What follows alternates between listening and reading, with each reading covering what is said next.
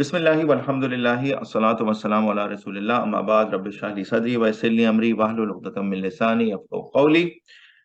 Today, assalamu alaikum wa rahmatullahi wa barakatuh, my dear brothers. Today, inshallah, we'll continue our study of Surah Kahf and we'll try to cover from ayah number 27 until 54.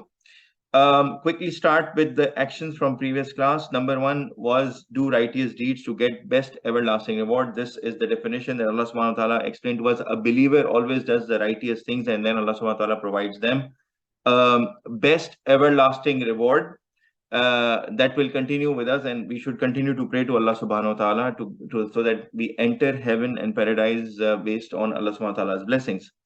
And then attraction of this life is one of the deceptions of Dajjal. Don't get lost in the attraction of this world while completely forgetting Akhirah. This is one of the ploys of Shaitan as well. And he said that I will make sure that I make this world fair seeming for people so that they forget about Akhirah. And all that they think of and all the decisions that they make are about this dunya. And once, and this way they will fail the test of life. And for Akhirah, they would have not earned any rewards. And they would just live their life whatever they want, and they will just get lost in the attractions of this world. So what do we have to do as an action? We have to always apply the guidance filter. That is, with every passing moment of our lives, we have to get closer to Allah subhanahu wa ta'ala. So we need to check that every decision, every moment as our life is progressing, are we getting closer to Allah subhanahu wa ta'ala, or is a certain action taking us away from Allah subhanahu wa ta'ala? This is very, very important, and we need to be really conscious Muslims, and that's how we can be better practicing Muslims. Be amongst few, stand for what is right, follow the guidance of Allah subhanahu wa ta'ala. And this came from the story of the companions of the cave, who were a few young people who took a stand. They did not want to leave the oneness of Allah subhanahu wa ta'ala and their religion Islam, despite the king and all the people of that city and their country against them, and they were even threatening them with their lives. So eventually they had to run away, hide in a cave where Allah subhanahu wa ta'ala protected them and made them sleep for hundreds of years, and then they went out. And then the entire system and people had changed when they came out, and they were really revered, and all of the people had already become Muslims, and this is how they were all really respected later on. The point was that young people have the power to and they have a role to play in a society. So they are the change agents. They are the future of the society. So you should never think that I'm so young and what I can do and not. No, stand for the right, stand for the guidance of Allah subhanahu wa ta'ala, even if you are one, even if you are left alone. Don't argument or discuss trivial stuff that doesn't matter at all in matters of religion and in life overall. We should not spend our life, and this is again the message came from the same story, where later on people started to discuss, okay, how many young people were there in the cave? Were there 5, 7, 8?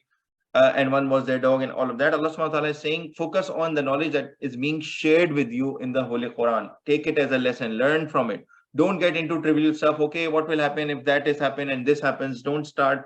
And people do that a lot in multiple teachings and guidance, just to try to, disprove something or just to outsmart. But this is not the way and not the approach that we should have in matters of religion. Whenever you say, I will do that tomorrow, always say, Insha Allah, if only Allah wills. And don't be casual about it, because people I know, we in our parts of the world, they use this term very casually, InshaAllah, meaning, yeah, it will happen if it happens. No. That's not the true meaning of this word. We should always say, whenever we are talking about the future, InshaAllah, if Allah subhanahu wa ta'ala wills, and then we should try our best as well to make it happen.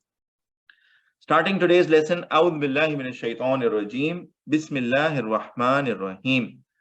Watlu ma uhiya ilayka min kitabi rabbik, and recite what has been revealed to you of the book of your Lord. This is an instruction to the Holy Prophet Muhammad sallallahu alaihi wasallam as well as for all of us. La mubaddila li kalimati, and no one can change his words. No one can change the word of Allah subhanahu wa ta'ala. No one can change the Holy Quran and its instructions.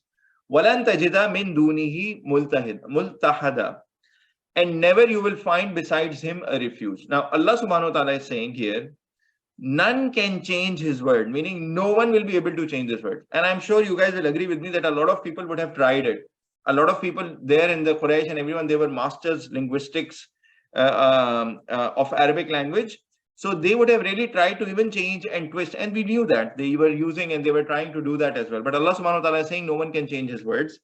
And this is also related to the fact that they were asking the Holy Prophet Muhammad sallallahu alaihi wasallam, please add this here, please add this to the revelation. Just take one more name of our God, just so that we can be, with you and we start to follow you as well.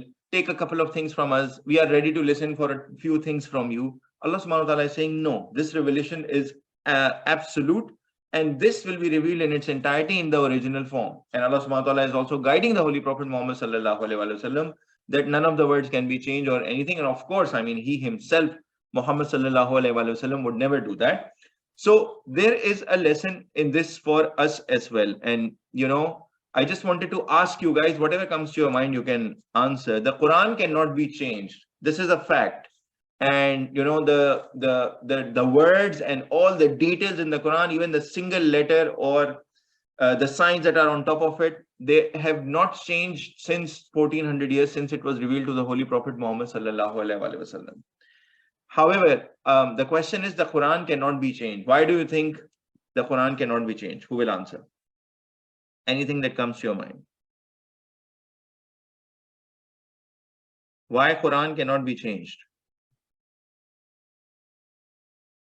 Anyone? Sir, because Allah has said that this book was the most protected one. And Allah has also said that it will be unchanged from all the books. And if only one copy is unchanged, then there's still other copies left. So everyone will know if it is changed or not. Jazakallah khairan, Ahmed. And you're right. Because Allah subhanahu wa ta'ala has said it. So Allah subhanahu wa ta'ala, that means himself is protecting it forever. And you see here, I've just put in pictures. I was Googling on the scripts of the Holy Quran and everything. And you see how even the scripts, the way of writing, different people, different continents, because Islam almost reached globally and they were different people. However, and a lot of studies have been done. A lot of studies have been done by people who are Muslims as well as non-Muslims, just to check the authenticity. Because we all know that there were changes made to Torah. We all know there were changes made to Injil, Bible. We know the Old Testament, the New Testament, and all of these variations. However, Quran is the same because Allah subhanahu wa ta'ala himself promised that this will not change. He said it. It's an absolute statement. No one can change it. So regardless of whosoever can try and create a false Quran and false copy and this and that, and we know these things happen, especially in the age of internet, a lot of new websites trying to have propaganda against Islam, they cannot change it. And the fact is they cannot change it because Allah subhanahu wa ta'ala himself is protecting it forever. And even the Torah and Injil, the true forms were revealed by Allah subhanahu wa ta'ala. There must have been a reason for Allah subhanahu wa ta'ala to even allow them for all the changes that were made later on by the followers. And this is a lesson. So for them as well, that something was revealed to you and you changed. Same thing for Injil and the Christians that were related.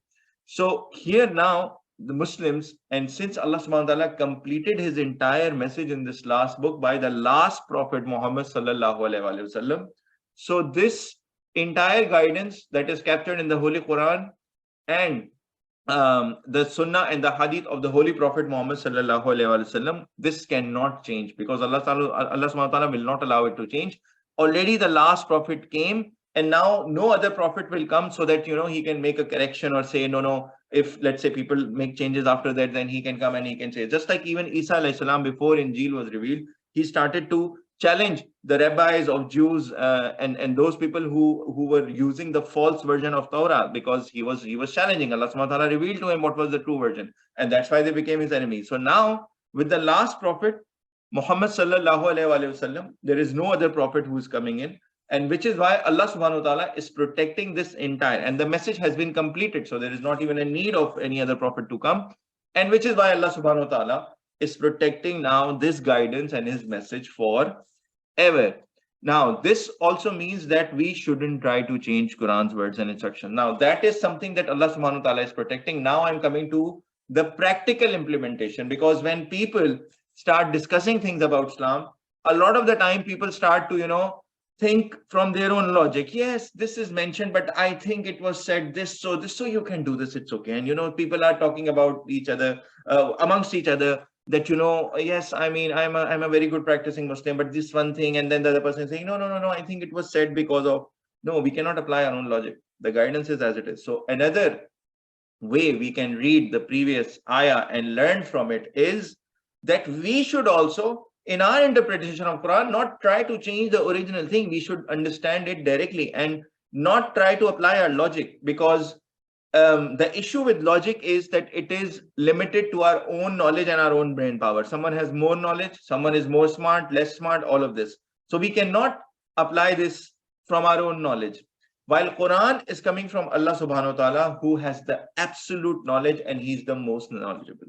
So the word of Quran, the word of Sunnah, the word of Hadith, all these things cannot be changed by us because of, in these times and new times and all this. And by the way, since we have started the journey of the Quran, Alhamdulillah, we went almost halfway since the last class when we started Surah Kahf.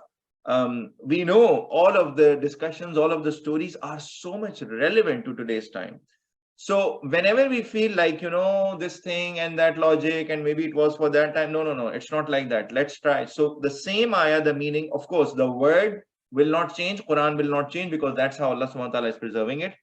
And then from our side, another angle to look at it is that we should also not get into casual discussions and say, yeah, this is mentioned in Quran. And sometimes people just mention it without even reading. Yeah, this is mentioned in Quran, right? Yeah, Quran, okay.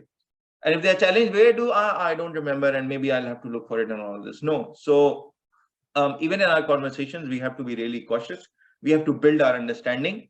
And the key action for us, if you take it directly from the ayah, is don't change the word of Quran based on your own intuition and knowledge. Intuition means what I think based on my mind, what I am thinking. It's my own intuition. I'm using my own logic and my own knowledge and everything. No, we cannot do that. So we have to understand and follow the guidance in Holy Quran and Hadith and Sunnah of the Holy Prophet Muhammad sallallahu alaihi wasallam as it is, without bringing in our own intuition just to deviate and make things easy for ourselves or others. Moving forward.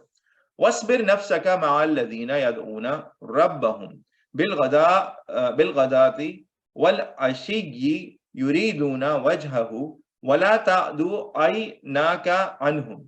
And be patient yourself with those who call their Lord in the morning and in the evening, desiring his face, and let not pass beyond your eyes over them. Now, when the Holy Prophet Muhammad sallallahu alaihi wasallam, he started preaching the Holy Quran, obviously, and we all know the initial followers and the companions were, some of them were not really well off, and some ones were from a lower end of the, let's say, society. So a lot of the chiefs and all those people, they used to come to the Holy Prophet Muhammad sallallahu alaihi wasallam and thinking that yes, we are able to connect with him. However, we don't want those people when they are around you who are lesser in the society, so we cannot come and all of that. And even the Holy Prophet Muhammad sallallahu alaihi wasallam, he understood that if he gets the chief, or let's say of a tribe or someone influential and powerful, and he listens and he becomes and he reverts then to Islam, then of course he will get a lot of following, and Islam can benefit from his power as well. So this could have been at the back of the mind of the Holy Prophet Muhammad sallallahu alaihi wasallam with all the true intention. However, Allah subhanahu wa ta'ala is saying that when we are doing spreading the message of Islam, everybody is important, everybody is equal. Even if they are at the lower end of society, they demand the same attention because these are the people who are devoted. And the only way Allah subhanahu wa ta'ala creates the hierarchy is by the level of taqwa. So the person who has the highest taqwa, the fear and love of Allah subhanahu wa ta'ala, out of which he practices Islam and tries to mold his life in Islam, the highest person with that taqwa is the one who are higher in ranks, and then the people go down in ranks. The worldly ranks and worldly power, all is test from Allah subhanahu wa ta'ala, everything that he has given to his people. So Allah subhanahu wa ta'ala here is reminding the Holy Prophet Muhammad sallallahu alaihi wasallam that keep focusing on the people who are with you, who may be not that politically strong or powerful, and then the rest as well. So focus on everybody. Turidu zinatal hayatid dunya. Now this is Allah subhanahu wa ta'ala saying, and do not pass beyond your eyes and look over them, desiring the adornment of the life of the world. So for the Holy Prophet Muhammad sallallahu alaihi wasallam, the instructions are even more tough.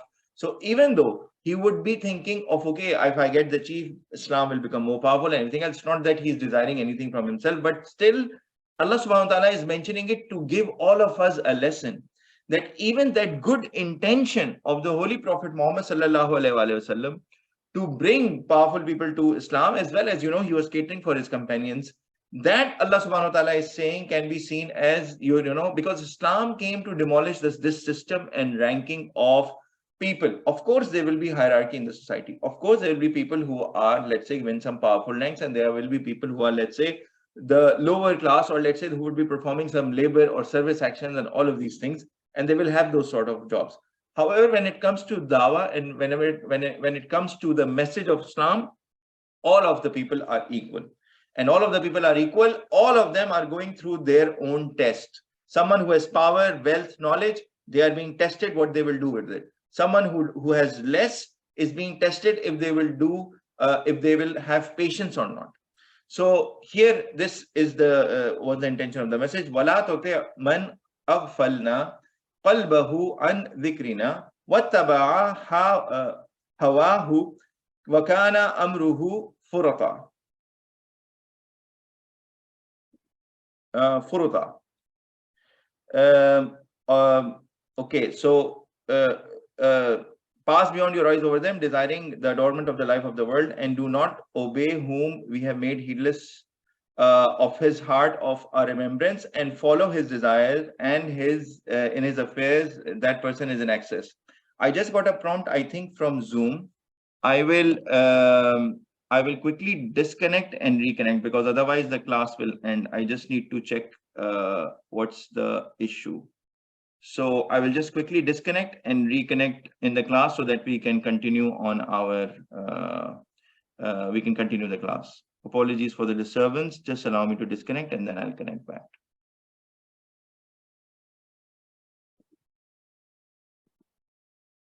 In fact, I'm just thinking, let's continue. If it disconnects, then all of us can connect back to the meeting. Okay. So I just thought, because otherwise it will be an unnecessary disruption.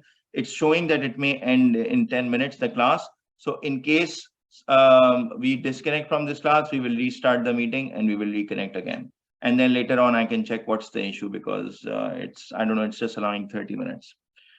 Okay. So, and Allah SWT is saying, and do not obey whom we have made heedless of his heart of our remembrance, and he follows his desires, and his affairs are in excess. So he's not controlling his affairs. These are the people who may never come. So even if they are the chiefs or whosoever, who may seem powerful and who may take a lot of your time, they may be wasting your time, and truly they don't have the intention to follow Islam. Moving forward, بَقُلِ الْحَقُّ مِنْ رَبِّكُمْ, and say the truth is from your Lord. فَمَنْ شَاءَ فَلْيُؤْمِنْ وَمَنْ شَاءَ فَلْيَكْفُرْ, and say that the truth is from your Lord. So whoever wills, let him believe, and whoever wills, let him disbelieve, regardless of who they are in the society.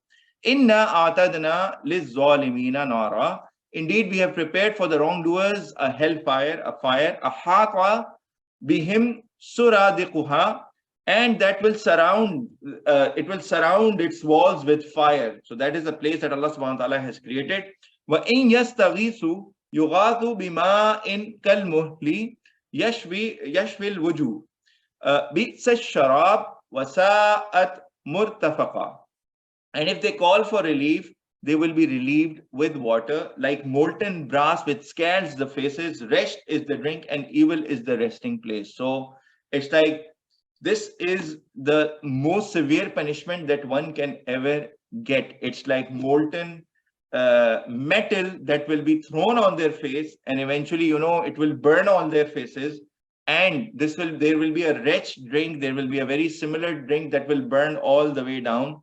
And this is a very evil resting place that Allah SWT has created for such people. Inna alladhina amanu wa amilu salihat. On the other hand, indeed, those who believe and did the good deeds, inna la nudhi'u ajra man ahsana amala. Indeed, those who believed and did good deeds, we will indeed not let go waste of the reward for the one who does good deeds. They will be fully rewarded as well. Ulaika lahum jannatu adni tajri min tahti al-anharu yuhallawna fiha min asawira min dhahabin wa yalbasuna thiyaban khudran min sundusin wa istabraqim muttaki'ina fiha alal ara'ik.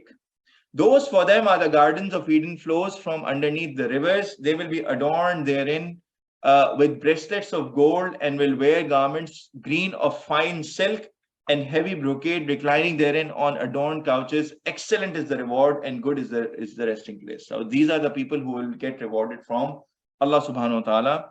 And this is the dressing they will get: fine silk, green colored. And these are the things that Allah subhanahu wa ta'ala has explained to us based on what we understand today. However, when the paradise, actually what it is, Jannah in itself, the bounties in it and everything in it, it's something that we cannot even comprehend.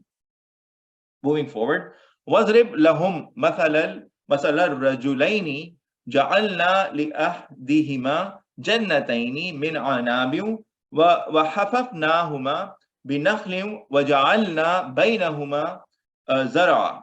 Now there is an amazing example coming of two friends that Allah subhanahu wa ta'ala wants us to understand how the matters of this world are trivial or small versus akhirah.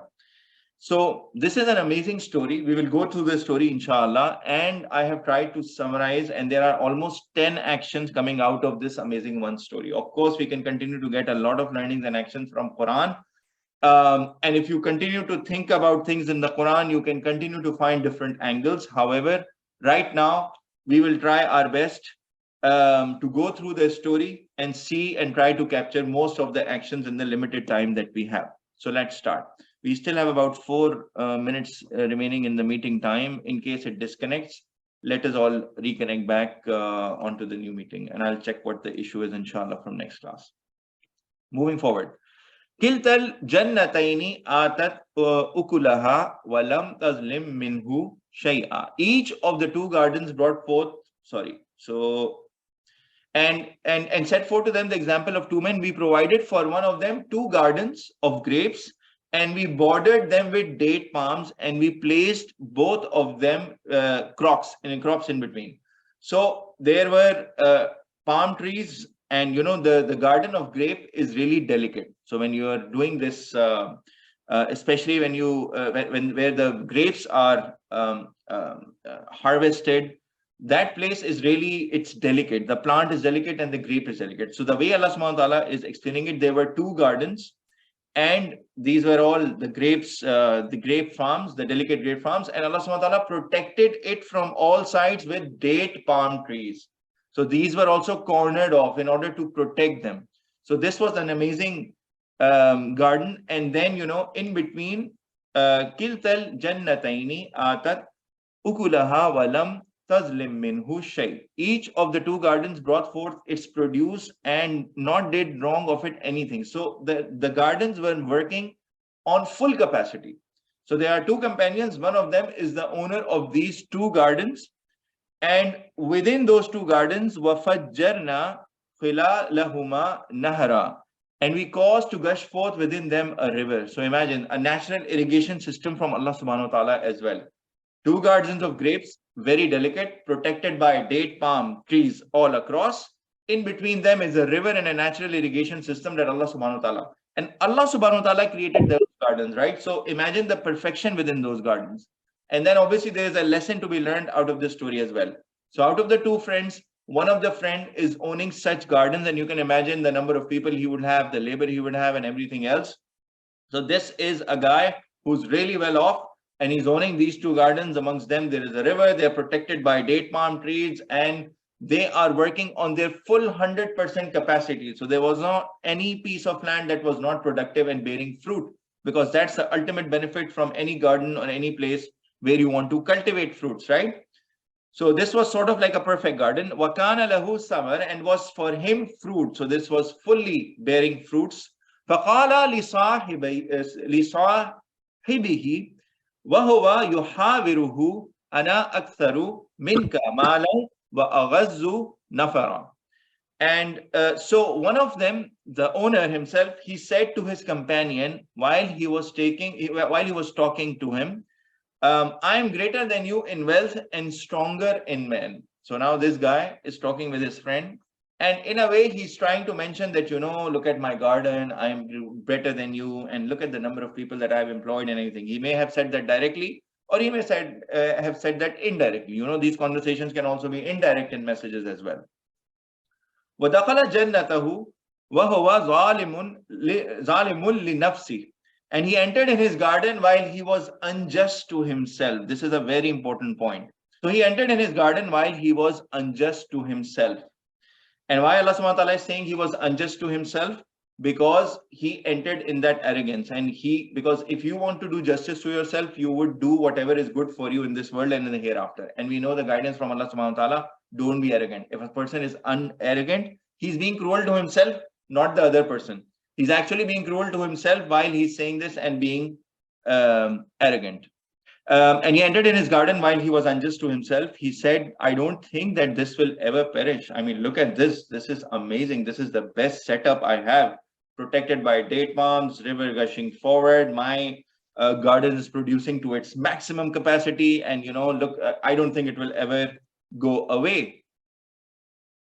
وَمَا أَظُنُّ السَّاعَةَ قَائِمَةً وَلَئِن رُدِدتُّ إِلَى رَبِّي لَأَجِدَنَّ خَيْرًا مِنْهَا مُنْقَلَبًا. And I don't think that the hour will occur. Now he started to even sort of disbelief as well. And he's saying, I don't think that now judgment day will come. And if I am brought back to my Lord, I will surely find better than this as a return. So he's saying, even if it happens, and even if I am brought in front of Allah subhanahu wa ta'ala on the day of judgment, he has blessed me so much in this world that for sure he will bless me in the hereafter as well. So this is what is now started to play in his mind. قال له صاحبه وهو يحاوره أكفرت بالذي خلقك من تراب ثم من نطفة ثم سواك رجلا. Said to him his companion. Now look at the response of his friend while he was talking to him. Do you disbelieve in the one who created you from dust and then from a minute quantity of semen, then and fashioned you into a man? So now his friend, look at, this is the true friend, by the way. True friend will never just go by. So it's not like he's seeing his rich friend talking to him and he doesn't want to disbelieve him, and maybe he wants to enjoy the garden and have fun with him, and tomorrow he's thinking maybe, I may need help from him, I may borrow money from him. He's not thinking like that. His true friend told him that, have you started disbelieving in Allah subhanahu wa ta'ala who created you from dust and then from a minute quantity of semen? So imagine your existence, how you started, how you were even born, and then Allah subhanahu wa ta'ala created you and fashioned you into a fully grown man. You have started to disbelieve in Allah subhanahu wa ta'ala. Lakinna huwa Allahu Rabbi wa la ushriku bi Rabbi ahada. But as for me, he is Allah subhanahu wa ta'ala, my Lord, and I do not associate with my Lord anyone. If you look at the conversation, the other guy did not say that now I've started to believe in another God. But the way he was arrogant and the way he felt that he's in control because of his gardens and everything, it's implying that, he was so arrogant that, this is one of the biggest shirk. When you start to feel that I am the one, it's because of me, and I am employing so many people, I'm so much better, and I have a big garden, and I'm so much blessed, and the hour may not come, and even if it comes, Allah subhanahu wa ta'ala will bless me with even more. So I hope you guys understand and realize the shirk that he committed, and which is why his friend is responding, and he's being very straightforward with him. By the way, this is a true friend, that once you slightly deviate or stray on the wrong path, they bring you back to guidance. That's the definition of a true friend, the one whom from you can benefit in the way of Islam. وَلَوْلَا إِذْ دَخَلْتَ جَنَّتَكَ قُلْتَ مَا شَاءَ اللَّهُ. And why did you not, when you entered your garden, say what Allah wills happens? La quwwata illa billah. And there is no power except with Allah subhanahu wa ta'ala. We are learning another term here. In the previous lesson, when we started this surah, we learned the word InshaAllah. When you're talking about the future, we should always say InshaAllah, meaning if Allah subhanahu wa ta'ala wills, it will happen. And of course, you try your best to make anything happen. Here we are reading something else, and that is MashaAllah. Whatever Allah subhanahu wa ta'ala wills. That is something that you should say when you see something happening in front of you. You should not think that, I am the one, it is based on my will. So this is the shirk that his friend was committing. It's not his will that the river is flowing and the fruits are coming out. Yes, he can do some effort and he can put in his effort.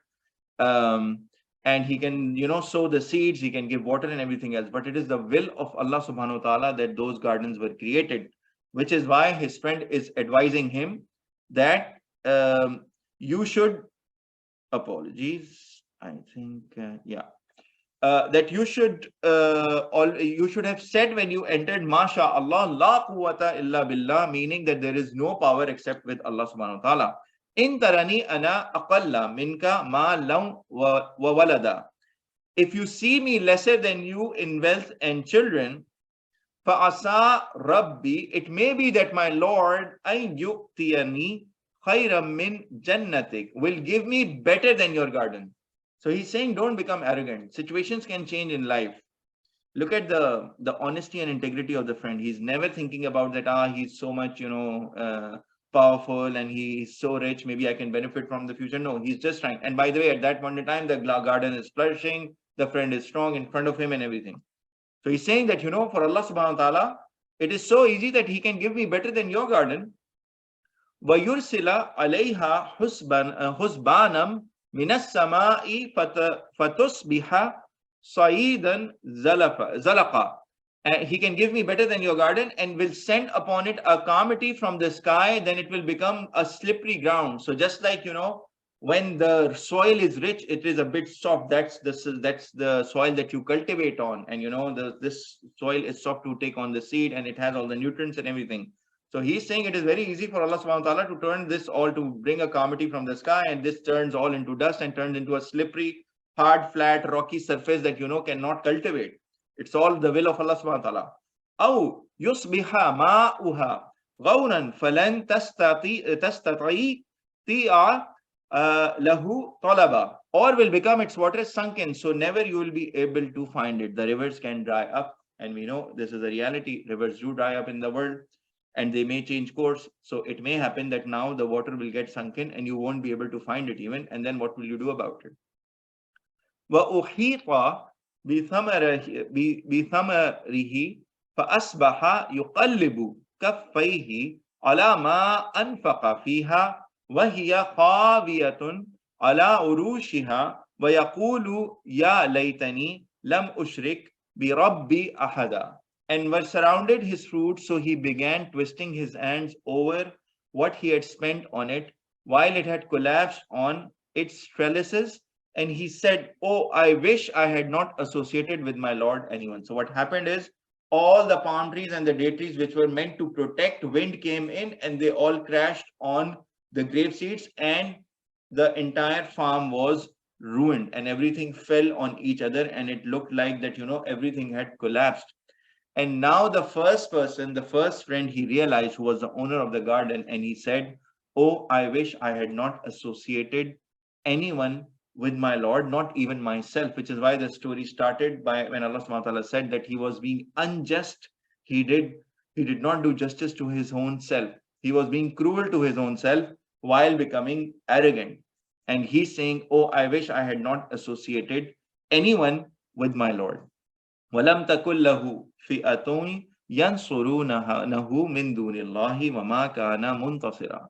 And not was for him a group to help him other than Allah subhanahu wa ta'ala, and he was not ever supported. All his people, all his labor, they cannot support him, they could not help him.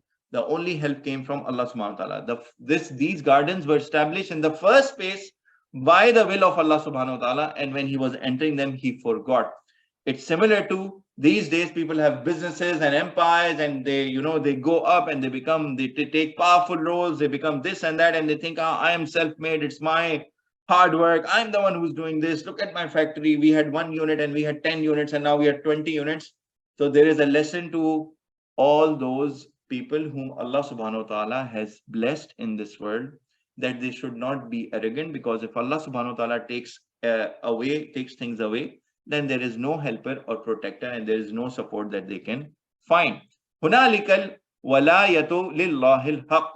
There are the protection is from Allah subhanahu wa ta'ala, al-haq, which is the truth. This is in truth, this is the reality, this is a fact, this cannot change. That protection is only from Allah subhanahu wa ta'ala. Huwa khayrun thawaban wa khayrun uqba. He is the best to reward and the best for the final end. If we rely upon Allah subhanahu wa ta'ala and we believe that all the blessings of Allah are from Allah subhanahu wa ta'ala, then He's the one who will provide us with the best of reward. Now, this story almost completed, and I tried to take out 10 lessons for all of us. And this is the amazing thing about this story. One story, however, it has at least 10 lessons. I'm sure if we ponder over it more, and if you go through detail in the tafsir, there is more and more that we can find. Number one, when Allah subhanahu wa ta'ala blesses us with anything, we should never become arrogant. This is very, very important. We should never think that these blessings and everything is because of my own self, because I am. And once we are blessed with these things, we should not look to belittle others, to think of others as less. And sometimes people directly or indirectly say such things, that yes, because I was going there and I have these 2 3 cars, and one of them, and the names and this. And so these things show that you are arrogant, and especially with people who don't have such things. So arrogance is, if you say in Urdu, it's takabbur. It's like, when you yourself think highly of yourselves, and you think of others as less. So you think that others are not equal to you. You think in your mind that you are better than others because you have all of this. You don't realize that all of this is a blessing of Allah. So you should be humble. You should tone down your character. You should help others. Arrogant people are the ones, no, it's me. It's I who did that. It's my hard-earned money. It's my wealth. Why should I help others? Why should I give this to this? While they would be thinking, oh, okay, so how can I give gift to my superior, to someone who's better? I can benefit from them and all of that. And they're so selfish. So arrogance is about selfishness and thinking yourself highly versus others, while being humble means that you always stay grounded. All of this blessing is from Allah subhanahu wa ta'ala, and I have a responsibility. It is a test for me. I need to help others with everything that I have extra. So I hope this is clear. Moving forward, always be just to ourselves and do not do or say anything to destroy our world or akhirah. This is very, very important. Be conscious of what you are saying, what you are doing, because when you are being arrogant, or when you are being thinking of yourself superior, or when you do something wrong to others, it is actually you are being unjust to yourself. This is what we got from this story. This friend who had all both the gardens, and he was rich, and he had people, labor, everything was amazing, the setup was great, his garden was giving him all the fruits, he became unjust to himself. And at that point in time, he was still powerful, he still had the garden and everything else, but Allah subhanahu wa ta'ala said he was being unjust. The way he was saying, justice means that you say the right thing, and you do the right thing, and you don't go over someone or take something from someone. That is, everyone should get their the rightful things. So when this guy, he became arrogant, he was being unjust to himself, and this became what these things can destroy a world. However, later on we also learned in the last part of the story that he said, oh, I wish I had not done it. So it also shows that maybe he would have asked for forgiveness. So maybe his akhirah, or hereafter, it was protected. However, in this dunya, Allah subhanahu wa ta'ala taught him a lesson, and he understood the lesson as well. The other one is never belittle others directly or indirectly when Allah subhanahu wa ta'ala blesses us with anything better. Let's say you are better off, you have a better job, you study in a better school, you study in a great university, you are earning more than someone, you have a better car, you live in a better locality, you have a better house. Try to be humble. Try not to even disclose stuff. Try to go around, yes, Alhamdulillah. If somebody is even asking you, try to avoid saying such things that may imply that you are superior versus them or everything else. However, in our society, things are different. People want to tell stuff. People want to buy stuff so that they can show off with others. The whole selfie concept. I want to take a selfie in the best, and I want to take a picture in the best restaurant, so that all of the people know that I'm eating such a fancy place and all of this, and I keep on eating, and so this thing can create frustration in the society. It can create frustration for people who don't have it. When they say people having lavishly, living their lives in a way that they cannot. So never belittle others directly or indirectly. Don't imply things that you tell them everything while you're not saying that straightforward. Because again, Allah subhanahu wa ta'ala is the one who provided and who blesses us with all the things. Never think anything in this world will last for long or forever. This is what he said. I don't think this will get destroyed ever. I don't think the garden looks amazing. It's protected. River is in between. I don't think it will go ever. The thing that is a fact is all material things come and they perish. You can have wealth, you can have a job, you can have a job, you cannot have a job. You may have a house, you may change a house. You may have a car, it can go into an accident, whatever, everything, anything can happen. Similarly with people in our lives, we start off with some people, and we have friends in certain schools, and we change a school, or we stay, or they change, they move. So even people come and go. We when we are young, we have our parents. Then when we get older, I mean, our parents, they become further old, and then eventually, they may pass away, and then we grow up into parents, we have our own children and everything. Then we start having our children. You can have different friends. What you need to realize is that people also come and go in your life. The only thing that is constant is Allah subhanahu wa ta'ala, and He is the ultimate protector and ultimate help. So if you manage to establish your connection with Allah subhanahu wa ta'ala, a strong bond and connection with Allah subhanahu wa ta'ala, you wouldn't care. Of course, you should care about people. You should take care of them. You should help them. You should love them. You should do. This is a social context and social connections that Allah subhanahu wa ta'ala has have given us for our support. But the reliance should be only on Allah subhanahu wa ta'ala. You should not rely on your boss or your wealthy friend or someone to give you money. So the important thing is, this world will not last. The things in this world, the people in this world, they also don't last. The only thing constant is Allah subhanahu wa ta'ala, who is our protector, and we need to make sure that we are always connected.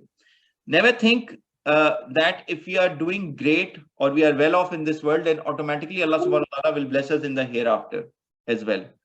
Everything in this world is a test. This is a very important point. And this is what the friend also said, right? The one who was rich and he owned the garden. He said that because I've been blessed so much in this world, so automatically, of course, I will get even better in the hereafter.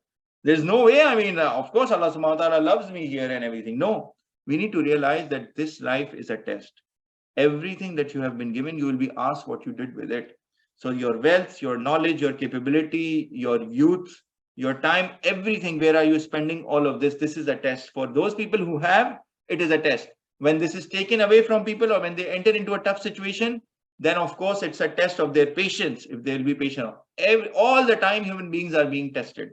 Regardless of where you are placed in the society, you are going through a test. You should never take it for granted that, yes, because I am so much blessed in this world, I will be blessed in the hereafter as well. Never commit shirk with Allah subhanahu wa ta'ala. He's the only provider and protector. Never try to compare yourself or others in attributes of Allah subhanahu wa ta'ala. He is the provider. And we have discussed shirk multiple times previously as well. And in the story as well, his friend, the other friend, was advising the guy who was the owner of the farms, don't commit shirk with Allah subhanahu wa ta'ala, even if it is about yourself. Okay. What else? I can see a couple of you are writing in chat. I think you can raise your hand or unmute yourself and ask the question. That's better, because sometimes I'm not able to look at the chat every time. So feel free to interrupt and ask your question. That's the best form of discussion in our class. Number 7 is understand our origin and end to be humble. How we started, how we were created. Allah SWT mentioned in that story, and that's the other friend was guiding his arrogant friend, that remember your beginning, what you were. You were nothing. You were a tiny drop of semen, right? That comes. So we know how the reproductive cycle, right? How human beings, how we get born within our mothers, and a drop of semen goes from the male to the female, and that's a reproductive cycle. So that's your start. That is your humble beginning. Remember it.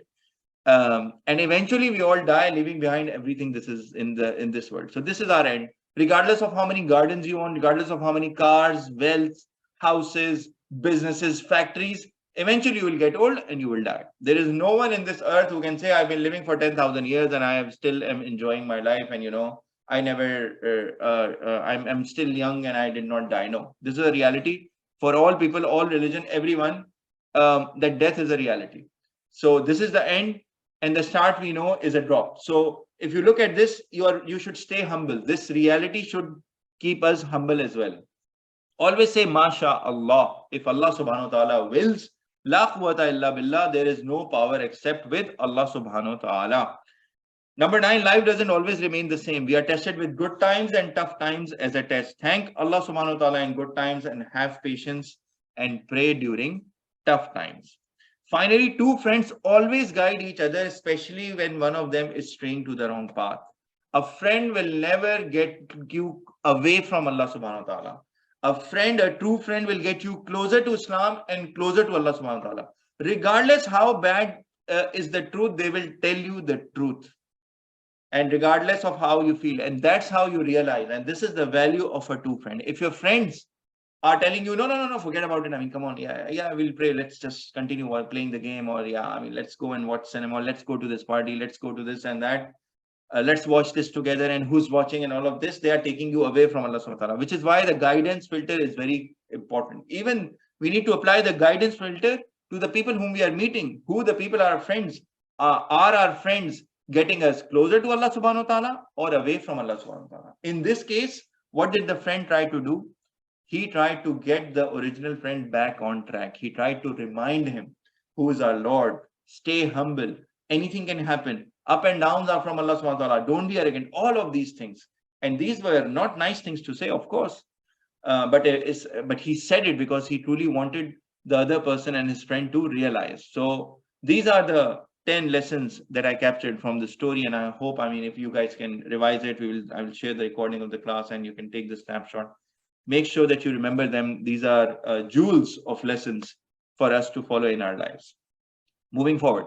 وَاضْرِبْ لَهُمْ مَثَلَ الْحَيَاةِ الدُّنْيَا كَمَاءٍ أَنزَلْنَاهُ مِنَ السَّمَاءِ فَاخْتَلَطَ بِهِ نَبَاتُ الْأَرْضِ فَأَصْبَحَ هَشِيمًا تزهر الرياح وكان الله على كل شيء مقتدرا.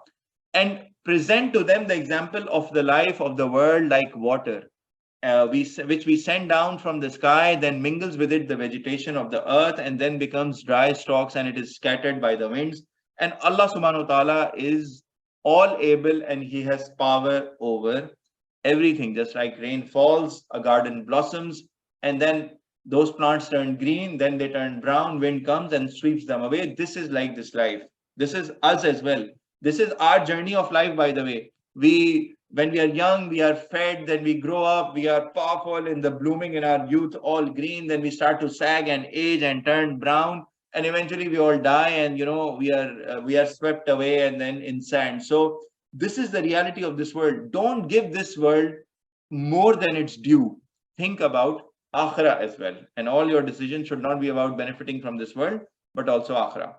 Al-malu wal-banuna zinatul hayatud dunya. The wealth and children are adornment of the life of the world. Wal-baqiyatu salihatu khayrun inda rabbika thawabam wa khayrun amala.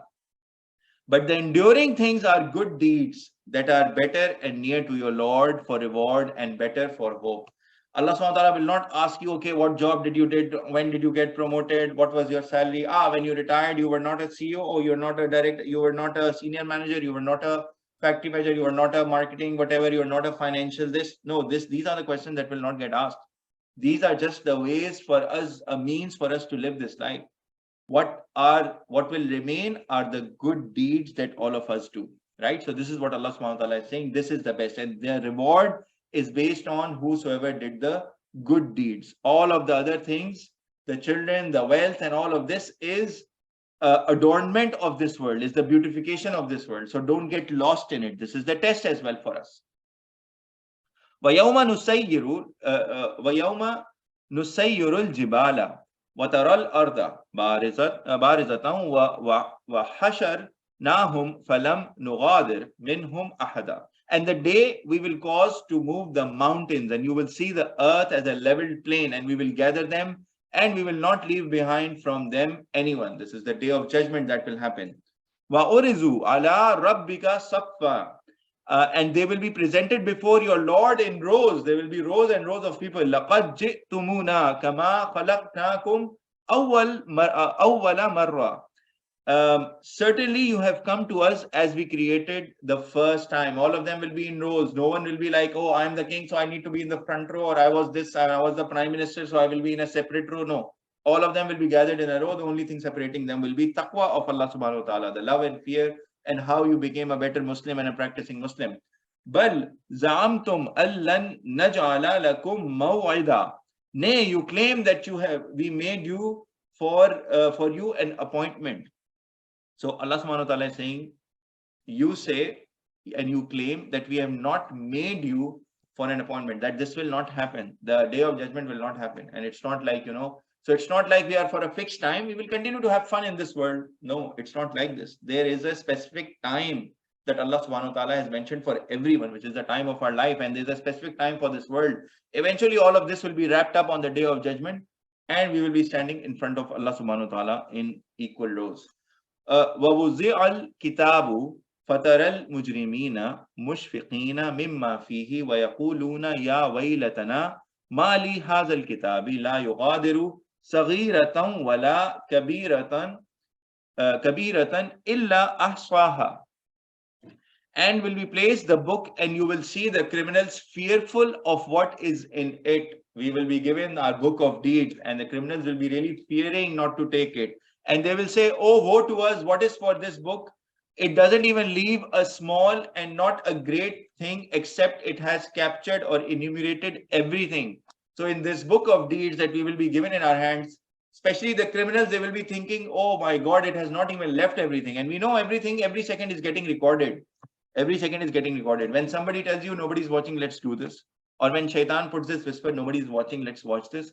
Always remember, everything is getting recorded. It's like a camera. And we know these cameras, like the CCTV cameras recording. We know all of this is happening. So why is it difficult for Allah subhanahu wa ta'ala to record our life?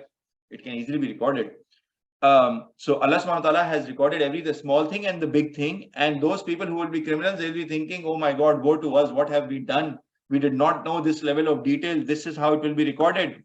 وَوَجَدُوا مَا عَمِلُوا حَاضِرًا. And they will find what they did, everything presented to them. وَلَا يَظْلِمُوا رَبُّكَ أَحَدًا. And Allah subhanahu wa ta'ala will not deal with anyone unjustly. Not a single soul will be dealt with unjustly. Everyone will be given justice. وَإِذْ قُلْنَا لِلْمَلَائِكَةِ اسْجُدُوا لِآدَمَ فَاسْجَدُوا إِلَّا إِبْلِيسَ. And when Allah subhanahu wa ta'ala asked the angels to prostrate to Adam, so they prostrated except Iblis, Shaitan, who refused. He was not an angel, but he was amongst the jinn, but he had elevated rank, so he was present there as well. Allah subhanahu wa ta'ala asked him to prostrate, he did not. Kana min al-jinni fafasaqa an amri rabbi. He was of the jinn and he rebelled against the command of Allah subhanahu wa ta'ala, of his Rabb. Afatattakhizunahu wa zurriyatahu awliya'a min duni wa hum lakum aduwwu. Will you then take him and his offspring as protectors? So will you now go to Shaitan and you will listen to him and his whispers, and you want to take him as your protector other than me, while they are to you enemies? So they are your enemies. They are spoiling your hereafter, in which you will have to remain forever. Bi'sa liz-zalimina badala. Rest for the wrongdoers is the exchange. It is the worst possible exchange for the wrongdoers. If they are being friends with Shaitan, they are listening to the whispers of Shaitan, they are becoming arrogant in their lives, and they are doing shirk with Allah subhanahu wa ta'ala. This is the worst of the worst that someone can exchange for akhirah, versus akhirah. Ma ashhadtuhum khalaqa as-samawati wal ardi wala khalqa anfusihim wa ma kuntu muttakhizal mudillina aduda. Not I made them witness the creation of the heavens and the earth, and not the creation of themselves, and not I am the one to take the misleaders as helpers. So basically Allah subhanahu wa ta'ala is saying that here this is a declaration of the Muslims, that you should deny all elements of Shaitan and people who are misleading you. Don't take them as helpers. You cannot have them them as helpers against Allah subhanahu wa ta'ala. Never think, and even don't be unjust to yourself. This is a very important concept. Sometimes our own self becomes the enemy of us. So we should try to protect ourselves from even our own nafs and our own arrogance and our own inner feeling that are, obviously ignited by shaitan. So we cannot take those as helpers who are misleading us and putting us on the wrong path. وَيَوْمَ يَقُولُ نَادُوا شُرَكَائِيَ الَّذِينَ زَعَمْتُمْ فَدَعَوْهُمْ فَلَمْ يَسْتَجِيبُوا لَهُمْ وَجَعَلْنَا بَيْنَهُمْ مَوْبِقًا. And the day he will say, call my partners, those who you claimed. Then they will call them, but they will not respond to them, and we will make between them a barrier. So all these people who will, whom you have called out as partners to Allah subhanahu wa ta'ala, you can call, and they will be calling them. However, there will be a barrier in between them. No one will be able to help anyone. وَرَأَى الْمُجْرِمُونَ النَّارَ وَفَظَنُّوا أَنَّهُمْ مَوَاقِعُهَا وَلَمْ يَجِدُوا عَنْهَا مَصْرِفًا. And we will see the criminals, the fire, and they will be certain that they are to fall in it, and that they will not be able to escape away from it. So the misbelievers and the criminals, they will be shown the fire, and now they will be thinking that how can we even get out of it. The last ayah for today, وَلَقَدْ صَرَّفْنَا فِي هَذَا الْقُرْآنِ لِلنَّاسِ مِنْ كُلِّ مَثَلٍ. And certainly we have explained in this, the Quran, for mankind, every example for them to make them understand. Every sign has been given. وَكَانَ الْإِنسَانُ أَكْثَرَ شَيْءٍ جَدَلًا. But it is the man who is the most quarrelsome in things. Man has a habit of quarreling, asking questions, unnecessary questions, and quarreling over point. They miss the main point. They miss the lesson. They focus on the wrong things. They focus on the mistakes of others. A lot of the times it happens even with Muslims today. We are quarreling for no reason. And we are fighting for no reason. We forget the point. We forget the core. On small things we are fighting, and we're trying to be outsmart other people. Oh, that scholar, he said that, but this is not right, and I checked it, and all of that. And that scholar and that scholar. Don't focus on the mistakes of others. Don't start quarreling amongst yourself. We have to make sure that Allah subhanahu wa ta'ala is explaining this Holy Quran to us as a guidance. We have the Hadith of the Holy Prophet and the Sunnah of the Holy Prophet Muhammad sallallahu alaihi wasallam to follow. Sharia law, Sharia system, entire thing is there. So we should stop quarreling over small things, small disputes, small discussions. And Allah subhanahu wa ta'ala is saying, focus on the main thing. In this Quran, you have all the examples, everything explained really well in detail.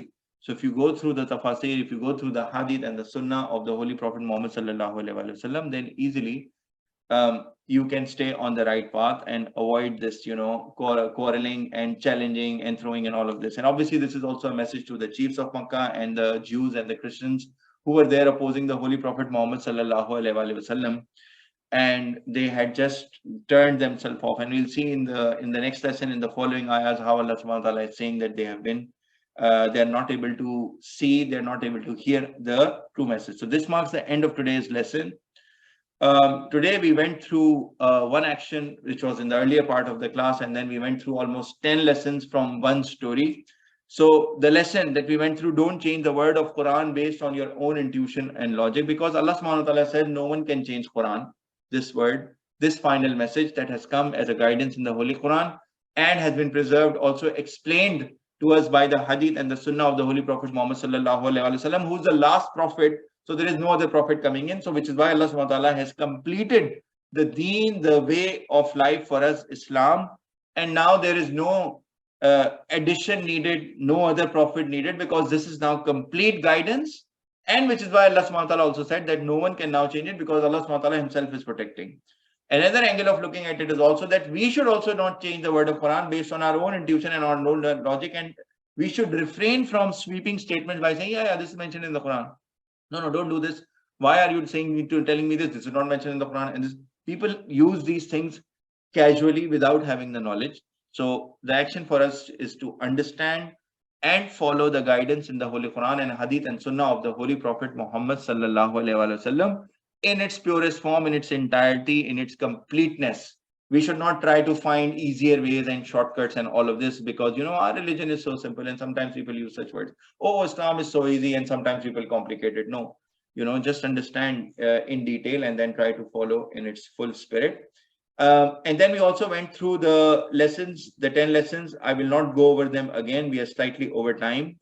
and you guys can read through, and of course, I mean, you can go through the recording of this class in case any details are required. Okay, so are there any questions, any comments from anyone related to today's class? Okay.